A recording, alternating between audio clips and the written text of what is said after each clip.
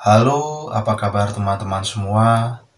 Selamat sore, selamat malam, selamat pagi, selamat siang, atau selamat apapun pada saat teman-teman semua melihat video saya ini.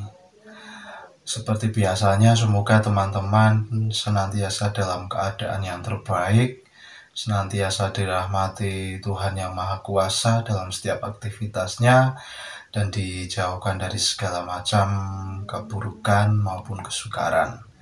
Amin ya teman-teman semua.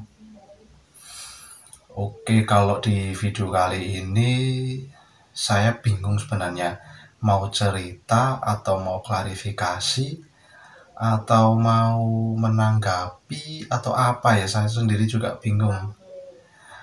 Ya pokoknya gini ya teman-teman, di kolom komentar YouTube saya atau di WhatsApp nomor pribadi saya atau di grup WA itu sering sekali banyak yang tanya, Mas, gimana ciri-ciri glukoma itu?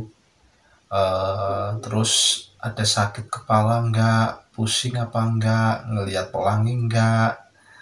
Ngelihat kabut apa enggak? Gitu. Ya saya biasanya jawab sih satu persatu.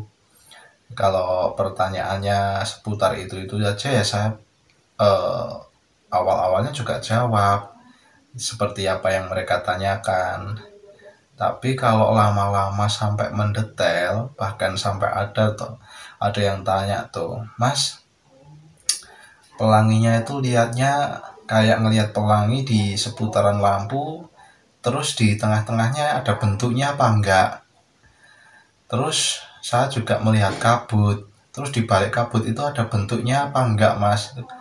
Nah kadang-kadang sampai detail seperti itu loh teman-teman. Saya kan juga bingung sebenarnya kalau menjelaskannya dengan bahasa tulisan.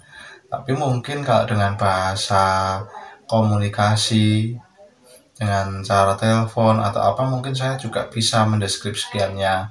Tapi kalau lewat tulisan ya mohon maaf, kemampuan saya menulis pun juga terbatas ya teman-teman. Jadi saya juga sering tidak menjawab pertanyaan-pertanyaan yang sampai mendetail tersebut. Dan bahkan ada lagi yang bertanya, kalau Mas sakit di matanya itu ada enggak gitu, ada sakit enggak di mata itu? Atau saya bilang saya di mata itu enggak pernah sakit, ataupun nyeri itu seingat saya hanya 1, 2, atau 3 kali itu saya merasakan nyeri di mata. Terus tanya lagi tuh, Mas nyerinya sampai di kepala apa enggak? Waduh, saya juga bingung sih ngejelasinnya. Yang jelas sih kalau saya cuma nyeri-nyeri di mata ya cuma 3 kali itu seingat saya ya, kurang lebihnya segitu sih. Terus gini teman-teman, dari banyaknya pertanyaan-pertanyaan yang sangat detail seperti itu, maka saya sendiri juga seperti gimana ya, seperti menarik benang merah atau kesimpulan. Mungkin saja teman-teman yang bertanya dengan seperti itu sedang dilanda gangguan kecemasan atau panik ya. Jadikan sesuatu yang belum pernah dirasakan itu kan akan menjadi sesuatu yang baru dan kemudian akan mempengaruhi pikiran sehingga berkecamuklah banyak di dalam pikiran itu, perasaan yang gimana, wah pikiran yang kemana-mana, itu pasti padat sekali di dalam otak, di dalam pikiran, juga di dalam perasaan. Pastinya bingung sekali ya teman-teman. Tapi kebingungan tersebut bagi saya sih masih maklum aja, karena sesuatu yang baru itu kan pasti juga menghadirkan pertanyaan-pertanyaan di dalam pikiran atau dalam kepala ya. Jadi perasaan was-was, bingung atau apapun itu ya bagi saya masih maklum ya, selama masih bisa ditolerir.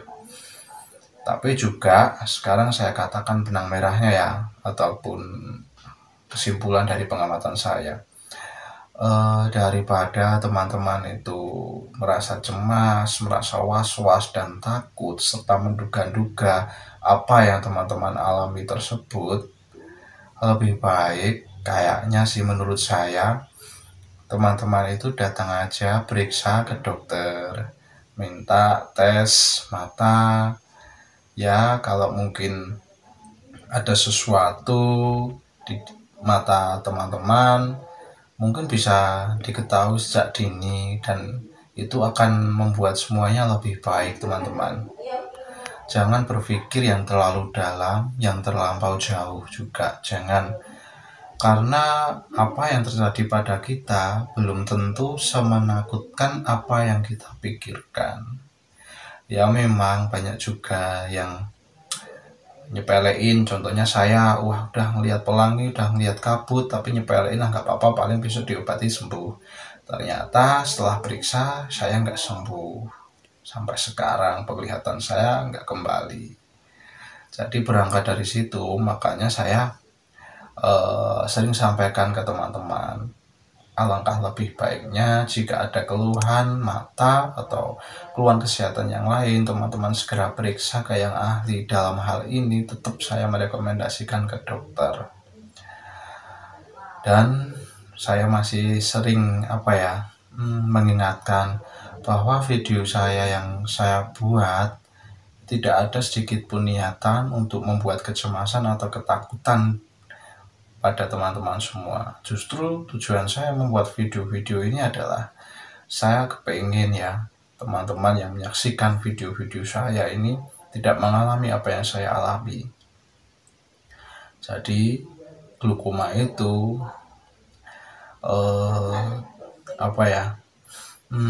bisa ditolerir mungkin ya bahasanya, atau bahasa yang lebih tepatnya. Glaukoma itu mungkin juga tidak selalu menghilangkan penglihatan jika tertangani dengan baik ya.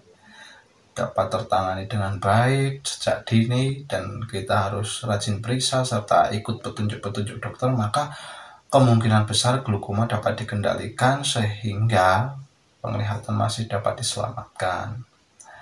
Itu teman-teman menurut pengalaman saya.